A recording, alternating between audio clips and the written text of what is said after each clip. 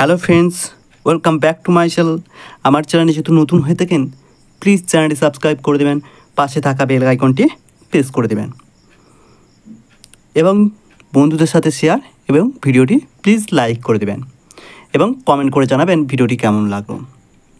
তো চলুন, যে রায় ও মার্টিনের যে প্রশ্নবিচিত্রা আছে, সেই প্রশ্নবিচিত্রায় ইতিহাসের যে সায়েন্টিফিক সাজেশনের প্রশ্নগুলো আছে, তো ইতিহাসের সমস্ত প্রশ্ন, সায়েন্টিফিক সাজেশনের প্রশ্নগুলো তো আমার চ্যানেলে ভিডিওতে দেওয়া আছে। তো ভূগোলের যে সায়েন্টিফিক সাজেশনের প্রশ্নগুলো দেওয়া আছে, কিছু দেওয়া হয়েছে আর কিছু দেওয়া হচ্ছে এখনও। তো যদি দেখতে চান প্লিজ চ্যানেলটি সাবস্ক্রাইব করে দেবেন। তো আজকে আমি আলোচনা করতে চলেছি আপনাদের সঙ্গে দ্বিতীয় অধ্যায়ের 2.2 উপাদান ও উষ্ণতার ভিত্তিতে বায়ুমণ্ডলের স্তর বিন্যাস। তো চলুন, প্রথম প্রশ্নটা আছে কি না, 1 নম্বর প্রশ্ন আছে, বায়ুমণ্ডলের যে স্তরে ওজোন গ্যাসের ঘনত্ব সর্বাধিক সেটি হলো কি না স্ট্র্যাটোস্ফিয়ার, গয়ের উত্তরটা।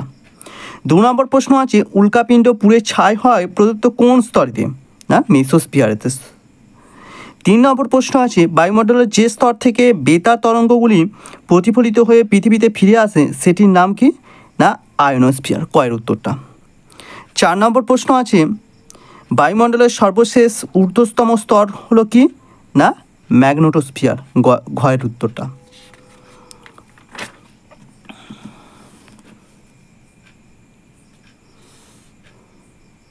5 নম্বর প্রশ্ন আছে, 5 নম্বর প্রশ্ন কি আছে না, বায়ুমণ্ডলের শীতলতম স্তরটির নাম কি মেসোস্ফিয়ার, ক্ষয়ের উত্তরটা। মৌতিক বা মুক্তিমেঘ বায়ুমণ্ডলের যে স্তরে দেখা যায় তা হলো কি না স্ট্র্যাটোস্ফিয়ার, গয়ের উত্তরটা। 7 নম্বর প্রশ্ন, নৈস্তুতি মেঘ পরিলক্ষিত হয় কোন স্তরে না মেসোস্ফিয়ার। ওজোন স্তর ধ্বংসকারী গ্যাস হলো কি না কয়ের উত্তরটা সিএফসি গ্যাস, যেটা ওজোন স্তরকে ধ্বংস করে। 9 নম্বর প্রশ্নের উত্তর, ক্ষুদ্রমণ্ডল হলো কি না টপোস্ফিয়ার। 10 নম্বর প্রশ্ন, যে স্তরে অতি বেগুনি রশ্মি শোষিত হয় তা হলো কি না স্ট্র্যাটোস্ফিয়ারে, ক্ষয়ের উত্তরটা। 11 নম্বর প্রশ্ন, বৈপরীত্য উত্তাপ লক্ষ্য করা যায় বায়ুমণ্ডলের কোন না স্ট্র্যাটোস্ফিয়ারে, গয়ের উত্তরটা। 12 নম্বর প্রশ্ন, হোমোস্ফিয়ার ও হেটেরোস্ফিয়ারের সীমারেখা হলো ট্রাবোপোজ, ক্ষয়ের উত্তরটা। 13 নম্বর প্রশ্ন, স্বাভাবিক উষ্ণতা হ্রাসের বিধি বা ল্যাপস রেট দেখা যায় টপোস্ফিয়ারে।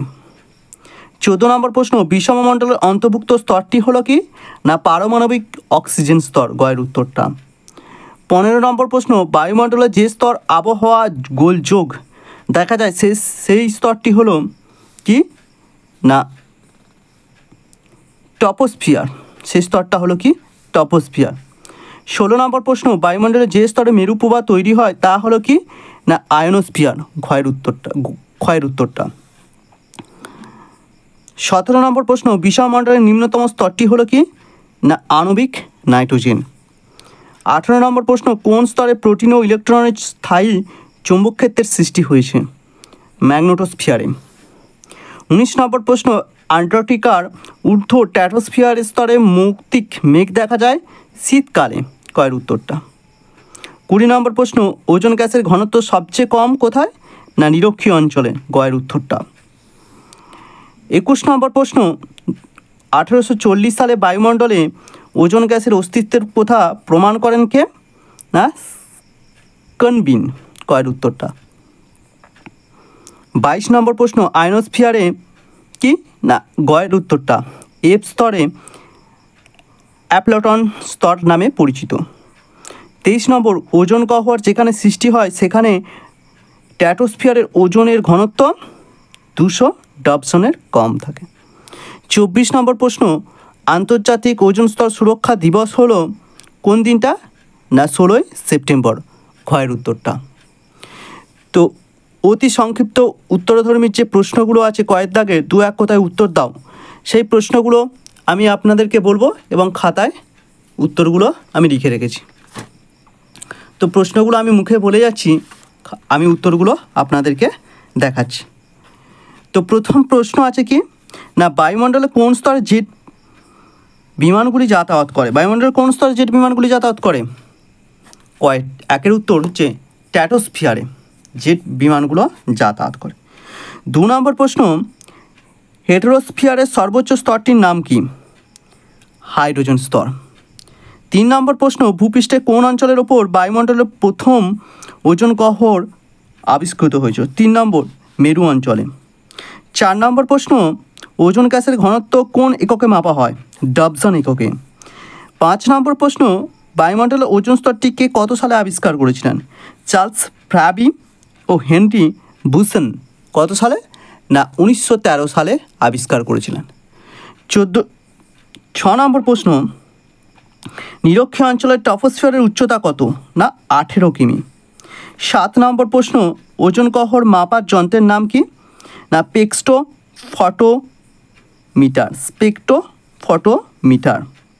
8 নম্বর প্রশ্ন, বায়ু দূষণকারী সমস্ত উপাদানের আধিক্য বায়ুমণ্ডলে কোন স্তরে দেখা যায়? না ট্রপোস্ফিয়ারে দেখা যায়।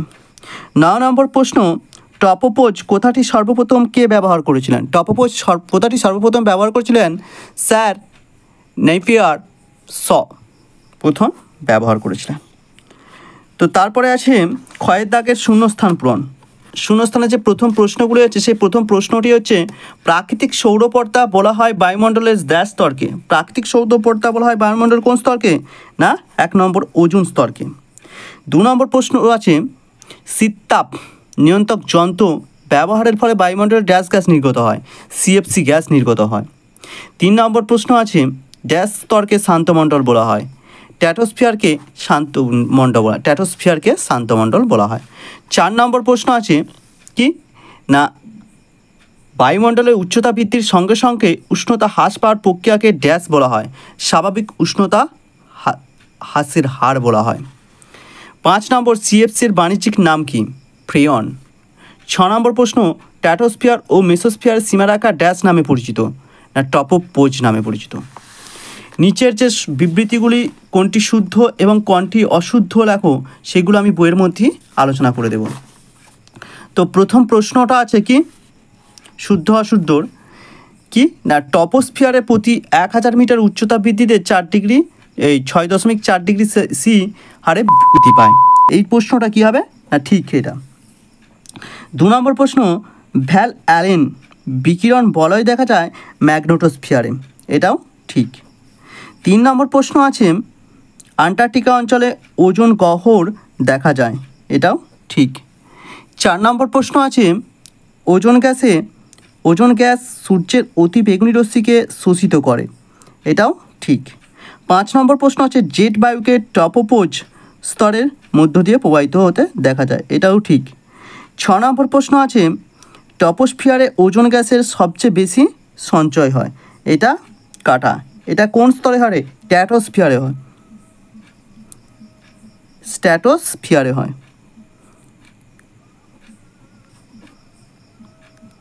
স্ফিয়ার।